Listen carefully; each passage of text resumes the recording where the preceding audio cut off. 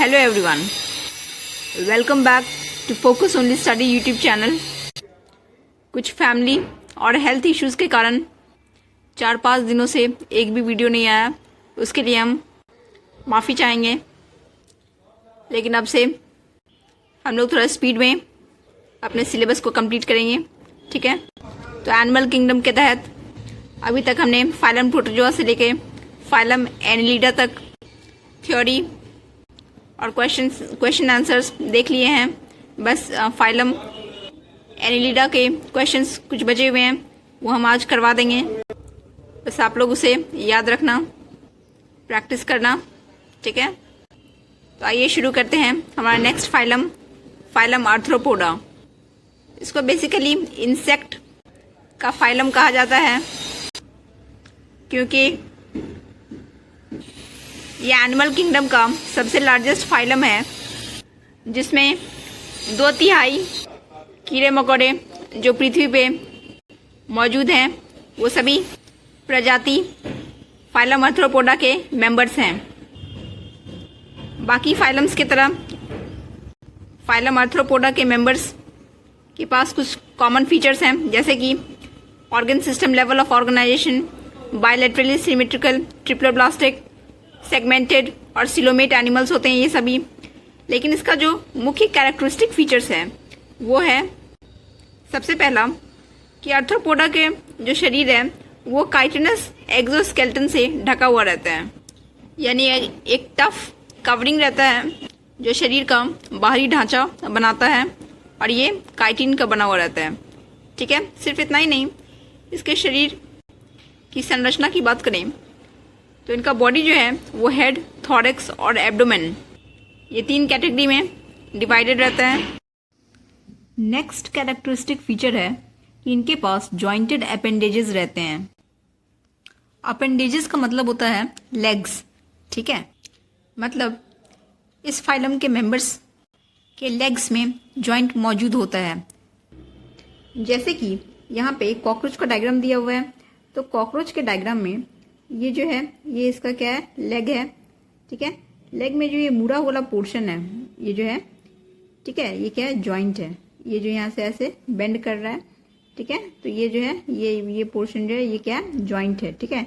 उसी तरह से यहाँ पे भी इसके लेग में ये सभी जॉइंट्स मौजूद हैं, तो these are the jointed appendages. Clear है।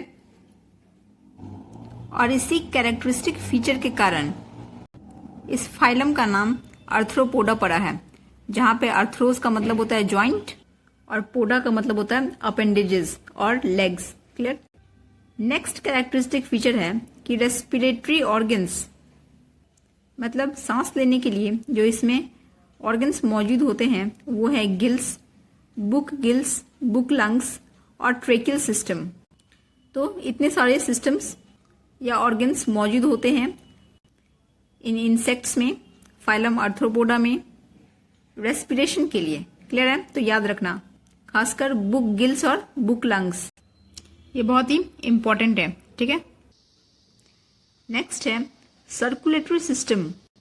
तो इसमें ओपन टाइप सर्कुलेटरी सिस्टम मौजूद होता है, मतलब कि किसी भी तरह का कोई भी वेन्स, कैपिलरीज, आर्टरीज जैसे क्लोज्ड वेसल्स में ब्लड फ्लो नहीं करता है, बल्कि ब्लड का फ्लो जो है वो बॉडी कैविटी यानी सीलोम में ही होता है, इसीलिए इसको ओपन टाइप कहा जाता है। क्लियर है। सेंसरी ऑर्गन्स की बात करें तो ये हम सभी जानते हैं कि इंसेक्ट्स में अलग अलग तरह के सेंसरी ऑर्गन्स मौजूद होते हैं। जैसे कि अगर हम कॉकरोच का ही एग्जांपल लें तो उसमें एंटीना आप लोगों ने देखा होगा, ठीक है। आइज रहते हैं इनमें, आइज भी दोनों तरह के रहते हैं, सिंपल और कंपाउंड आइज, ठीक है। फिर है बैलेंस ऑर्गन्स रहते हैं जिसको स्टैटोसिस्ट्स कहा जाता है। फिर है एक्सक्रीशन के लिए स्पेशल मेलपिगियन ट्यूब्यूल्स प्रेजेंट रहते हैं, जिसके थ्रू बॉडी वेस्ट्स को बाहर निकाला जाता है। रिप्रोडक्शन की बात करें तो ये मोस्टली डायशियस होते हैं, यानी यूनिसेक्सुअल होता है, ठीक है। मेल कॉकरोच अलग होता है, फीमेल कॉकरोच अलग होता है, ठीक है। उसी तरह फर्टिलाइजेशन की बात करें तो फर्टिलाइजेशन जो है इंटरनल होता है, ये मोस्टली ओविपेरस होते हैं, यानी एग लेइंग होते हैं। ठीक है। डेवलपमेंट डायरेक्ट या इनडायरेक्ट कुछ भी हो सकता है, मतलब कि इसमें लार्वल स्टेजेस इन्वॉल्व हो भी सकते हैं या नहीं भी हो सकते हैं। इनडायरेक्ट डेवलपमेंट होगा तो उसमें लार्वा मौजूद होगा, और डायरेक्ट में लार्वल स्टेज मौजूद नहीं होता है। ठीक है। एग्जाम्पल्स क्या हो सकते हैं फाइलम आर्थ्रोपोडा के? तो कुछ इंपॉर्टेंट चुनिंदा एग्जाम्पल्स इस प्रकार हैं कि इकोनॉमिकली इंपॉर्टेंट इंसेक्ट्स। देखो, बहुत सारे इंसेक्ट्स जैसे कि मस्कीटो हो गया, ये हार्म करते हैं। ठीक है, नुकसान पहुंचाते हैं। फिर टिड्डे हो गए। ठीक है, ये भी फसल को नुकसान पहुंचाने वाले होते हैं। लेकिन कुछ इंसेक्ट्स बेनिफिशियल भी होते हैं, लाभदायक भी होते हैं, जैसे कि हनी बी हो गया, जिसका साइंटिफिक नेम है एपिस। ठीक है, एपिस इंडिका। उसके बाद सिल्क वर्म हो गया, जिससे कि सिल्क बनाया जाता है, सिल्क इंसेक्ट जिसको कहा जाता है। बॉम्बेक्स, ठीक है, जो कॉमन स्पीसीज है बॉम्बेक्स मोरी, आप लोगों ने सुना होगा इसके बारे में। इसके अलावा महिलाएं जो लाख की चूड़ियां पहनती हैं, तो वो लैसिफर लैका के द्वारा, यानी लैक इंसेक्ट के द्वारा बनाई जाती है। क्लियर है? अब कुछ इंपॉर्टेंट हार्मफुल इंसेक्ट्स जो कि वेक्टर्स के रूप में काम करते हैं, खासकर मॉस्किटोज जो कि बीमारियां कैरी करती हैं। ठीक है, डिजीज कैरी करता है वेक्टर्स के रूप में, वो है एनोफ्लीज, क्यूलेक्स, एडीज। हमने फाइलम प्रोटोजोआ में पहले ही प्लाज्मोडियम के बारे में बता दिया था। ठीक है, उसके बाद है gregarious pest, that is locusta, locust. ये देखो सबसे ऊपर में जो डायग्राम दे रखा है ग्रीन कलर का इंसेक्ट जो है वो क्या है? टिड्डा है, लोकस्ट है। फिर बटरफ्लाई, ये भी फाइलम आर्थ्रोपोडा के ही मेंबर है, इंसेक्ट है ये भी। स्कॉर्पियन, बिच्छू। ठीक है, फिर हो गया prawn, that is prawn fish, आप लोगों ने देखा होगा, खाया होगा, झींगा मछली इसको कहते हैं। क्लियर है? तो ये सभी एग्जाम्पल्स हैं आर्थ्रोपोडा के। फिर लास्ट लिविंग फॉसिल के रूप में जाना जाता है Limulus, that is king crab. अब हम लोग देख लेते हैं फाइलम आर्थ्रोपोडा का बहुत ही इंपॉर्टेंट मेंबर कॉकरोच के बारे में। क्योंकि ये एनसीईआरटी में भी दे रखा है, इसीलिए ये बहुत ही इंपॉर्टेंट टॉपिक हो जाता है। एग्जामिनेशन में भी इससे क्वेश्चन पूछे जाते हैं। ठीक है, कॉकरोच की बात करें तो ये ब्राउन या ब्लैक कलर के हो सकते हैं मोस्ट कॉमनली, ऑल्दो कहीं कहीं ट्रॉपिकल क्षेत्रों में ब्राइट येलो, रेड और ग्रीन कलर के भी कॉकरोच देखने को मिला है। ये नॉक्टर्नल ओमनिवोर्स होते हैं, दैट मीन्स रात में पाए जाने वाले, और मांसाहारी और शाकाहारी दोनों तरह के भोजन ग्रहण करने वाले होते हैं। बहुत सारे कॉकरोचेस इंसानी घरों में रहते हैं और तरह तरह के बीमारियों के वेक्टर्स के रूप में जाने जाते हैं। मॉर्फोलॉजी की बात करें तो इसका एक्सटर्नल अपीयरेंस में इसका पूरा का पूरा बॉडी सेगमेंटेड होता है और 3 पार्ट्स में डिवाइड किया जा सकता है, हेड, थोरैक्स और एब्डोमेन। कॉकरोच का साइंटिफिक नेम पेरीप्लेनेटा अमेरिकाना होता है। इसमें विंग्स प्रेजेंट होते हैं, खासकर मेल कॉकरोचेस में जो ये विंग्स होते हैं, यानी कॉकरोच के जो पंख होते हैं, वो इनके पेट से बाहर निकले होते हैं। इनका पूरा का पूरा बॉडी काइटिनस एक्सोस्केलेटन से कवर्ड रहता है, जो कि ब्राउन कलर का रहता है। और आपको याद होगा यही इसका कैरेक्टरिस्टिक फीचर्स भी है। ठीक है, इसके बाद प्रत्येक सेगमेंट में एक्सोस्केलेटन हार्ड प्लेट्स के बने हुए रहते हैं, यानी इसका जो बाहरी ढांचा रहता है उसे स्क्लेराइड्स कहा जाता है। और यही स्क्लेराइड्स टर्गाइट्स और स्टर्नाइट्स से मिलकर बना हुआ रहता है। यानी कॉकरोच के शरीर का जो बाहरी ढांचा रहता है, ठीक है, एक्सोस्केलेटन रहता है, वो आगे की तरफ से, यानी वेंट्रल सरफेस की बात करें तो उसे स्टेरनाइट्स कहा जाता है, और वहीं डॉर्सल यानी पीठ वाले तरफ से अगर उसको हम बात करें तो उसको टर्गाइट्स कहा जाता है। ठीक है, और ये दोनों तरह के ही एक्सोस्केलेटन आर्थ्रोडियल मेम्ब्रेन से जुड़े हुए रहते हैं। और इसी कड़ा एक्सोस्केलेटन के लेयर के कारण, जिसको स्क्लेराइड्स कहते हैं, इसी कारण से कॉकरोच का जो बाहरी सरफेस है वो काफ़ी हार्ड रहता है। आपने अगर कभी कॉकरोच को टच किया हो तो आपको पता चलेगा ये कितना ज़्यादा टफ कवरिंग रहता है, काफ़ी हार्ड रहता है इसी स्क्लेराइड्स के कारण। ठीक है, ये देखो इसका पूरा डायग्राम है, मॉर्फोलॉजी है। ठीक है, एंटीना है, आइज है। आइज इसमें सिंपल और कंपाउंड दोनों होते हैं। इसमें इसके पंख भी होते हैं, हाइंड विंग्स और ठीक है एक होते हैं मीजोथोरैसिक विंग्स। फिर देखो ये पेट है, एब्डोमेन है, एनल सर्काई होता है। ठीक है, जो कि मेल और फीमेल दोनों कॉकरोचेस में प्रेजेंट होते हैं। लेग की बात करें तो देख रहे हो जॉइंटेड अपेंडेजेस है, प्रोथोरैसिक लेग, मीजोथोरैसिक लेग और मेटाथोरैसिक लेग। क्लियर है। अब देखो कॉकरोच का जो हेड होता है वो फ्लेक्सिबल नेक होने के कारण सभी दिशाओं में आसानी से मूवमेंट कर सकता है।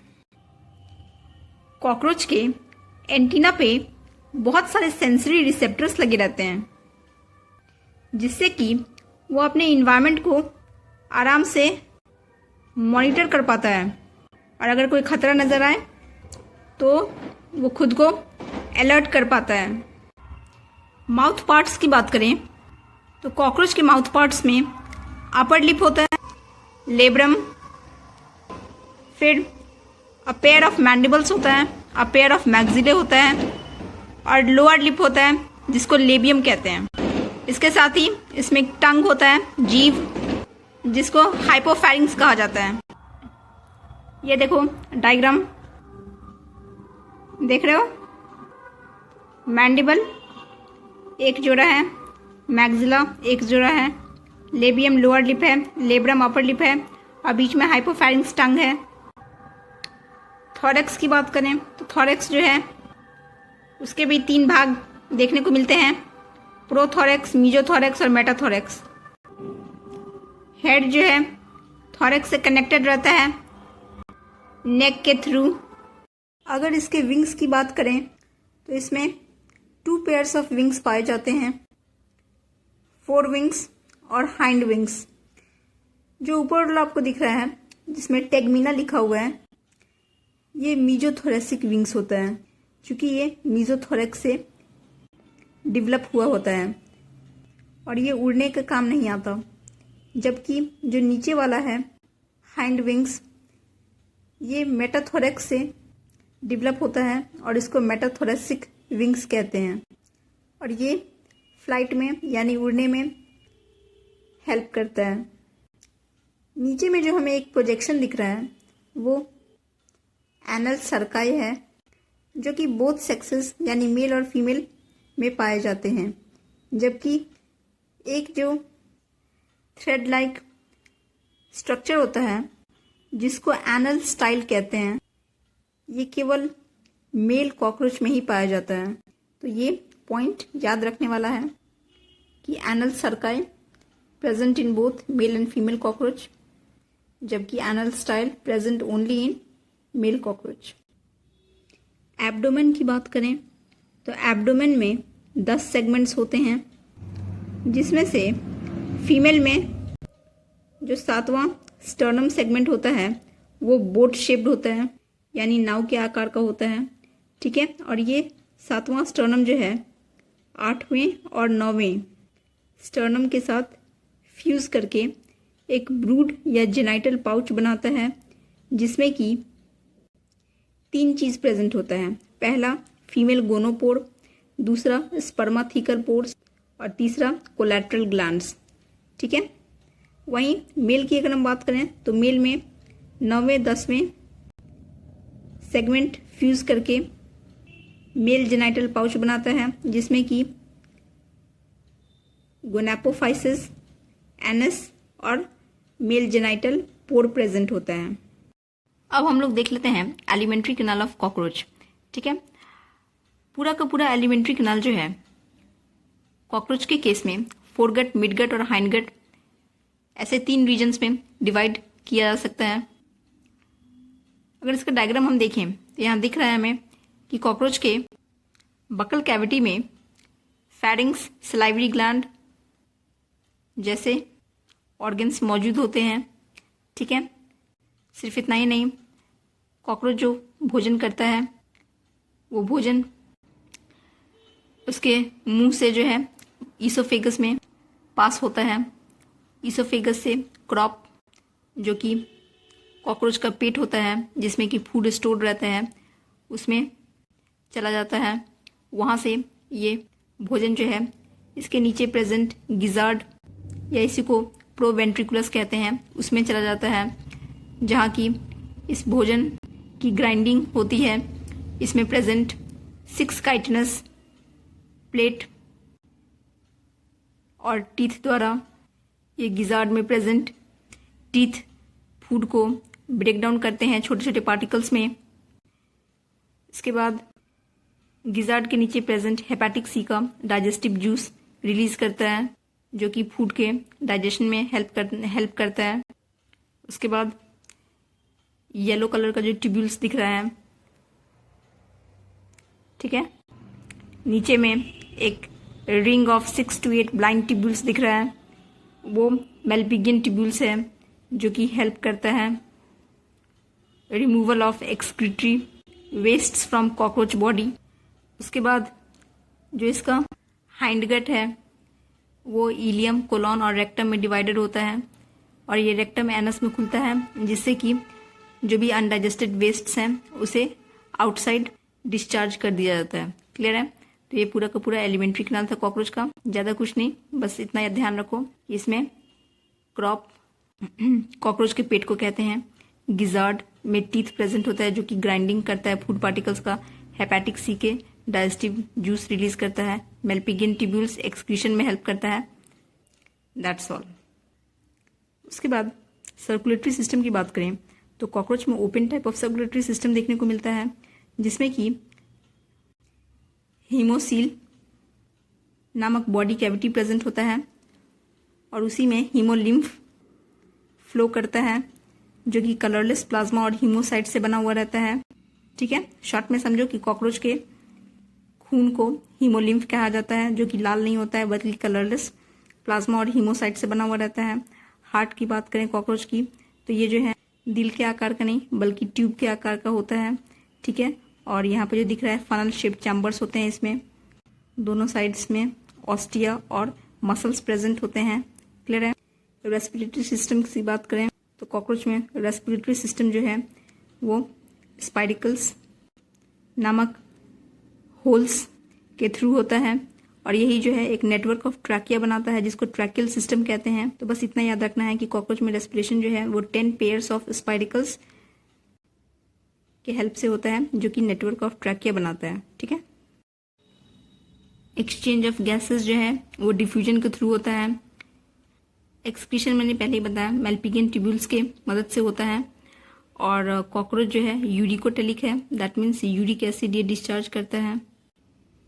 सिर्फ इतना ही नहीं, फैट बॉडीज, नेफ्रोसाइट्स और यूरिकोस ग्लैंड ये सभी एक्सक्रीशन में हेल्पफुल होते हैं। नर्वस सिस्टम की बात करें तो नर्वस सिस्टम में 3 गैंग्लिया थोरैक्स में और 6 गैंग्लिया एब्डोमेन में प्रेजेंट होते हैं। आपने सुना होगा कि कॉकरोच के हेड को काटने के बाद भी कॉकरोच जो है वो जिंदा रहता है। करीब 1 हफ्ते तक वो बिना सिर के भी जिंदा रह सकता है। ऐसा क्यों? क्योंकि उसके हेड में उसका नर्वस सिस्टम प्रेजेंट नहीं होता। थोड़ा बहुत ही ऐसा होता है कि उसके हेड में जो है नर्वस सिस्टम का पोर्शन प्रेजेंट होता है, जबकि ज़्यादातर हिस्सा जो है वो उसके बेली साइड प्रेजेंट होता है। ठीक है, हेड रीजन में जो है ब्रेन को रिप्रेजेंट करता है सुप्रा इसोफिजियल गैंग्लिया, जो कि नर्व सप्लाई करता है to antennae and compound eyes. ठीक है, कॉकरोच के आइज की बात करें तो प्रत्येक आंखों में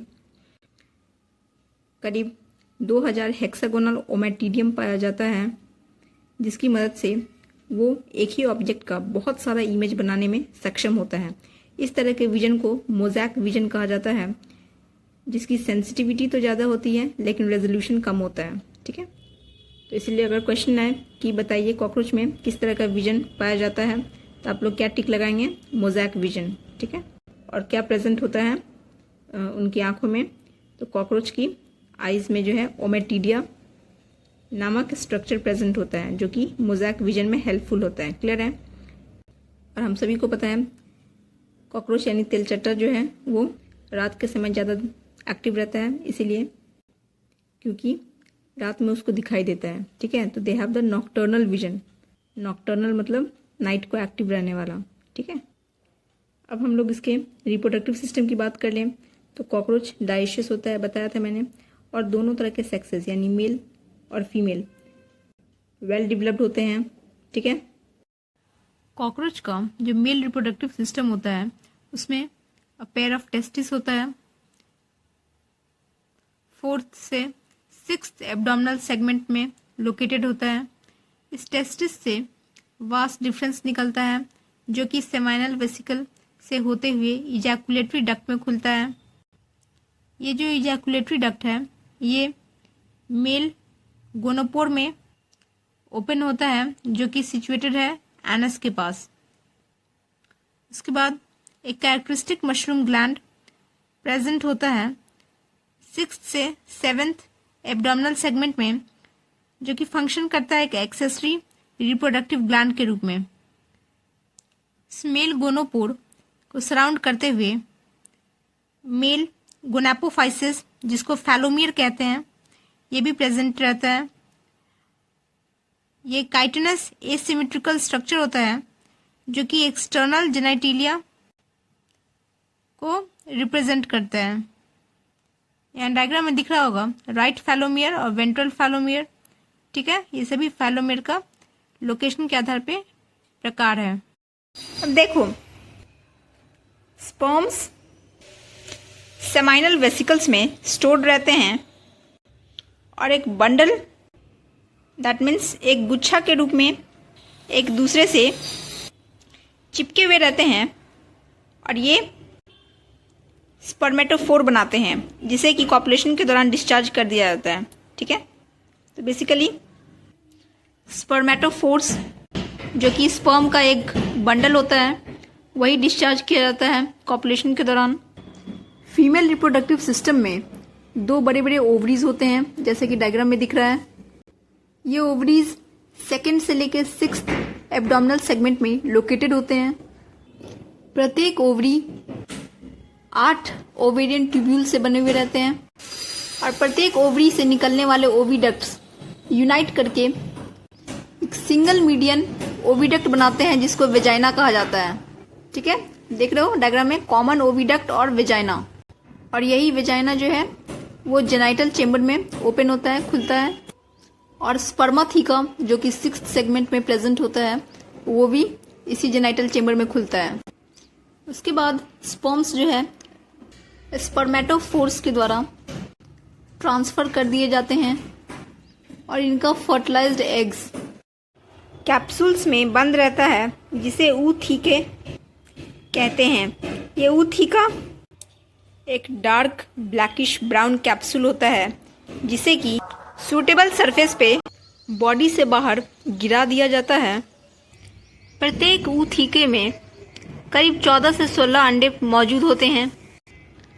अंडा के टूटने पे इसमें से जो कॉकरोच के छोटे छोटे बच्चे निकलते हैं उसे निम्फ कहा जाता है, और ये निम्फ देखने में बिल्कुल एडल्ट कॉकरोच की तरह लगते हैं, लेकिन इनमें एडल्ट्स की तरह विंग्स यानी पंख मौजूद नहीं होते।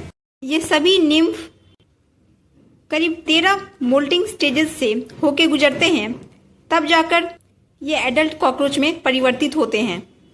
इस तरह के डेवलपमेंट जो होता है जिसमें कि निम्फल स्टेज इन्वॉल्व रहते हैं उसे पोरो मेटाबोलस डेवलपमेंट कहा जाता है। यहाँ पे देखो लिखा भी हुआ है, the development of Periplaneta americana is paurometabolous, meaning there is development through nymphal stage. Clear है? तो ये हम लोग का खत्म हो रहा है फाइलम आर्थ्रोपोडा का थ्योरी। इसमें है तो बहुत सारे इंसेक्ट्स, जैसे हाउस फ्लाई हो गया, मॉस्किटो हो गया। ठीक है, हार्मफुल इंसेक्ट की बात करें तो बेनिफिशियल में सिल्कवर्म, लैक इंसेक्ट, लेकिन इन सब के बारे में हमें ज़्यादा डिटेल में नहीं पढ़ना है। हम लोग क्वेश्चन के थ्रू ही जो है जो भी एडिशनल क्वेश्चंस होगा उसे डील कर लेंगे। ठीक है, इस वीडियो के आने के तुरंत बाद ही आपका फाइलम एनिलिडा और फाइलम आर्थ्रोपोडा के क्वेश्चन आंसर्स वाला वीडियो भी आ जाएगा। ठीक है, तो मिलते हैं नेक्स्ट वीडियो में। Thank you so much, all the best to all the aspirants.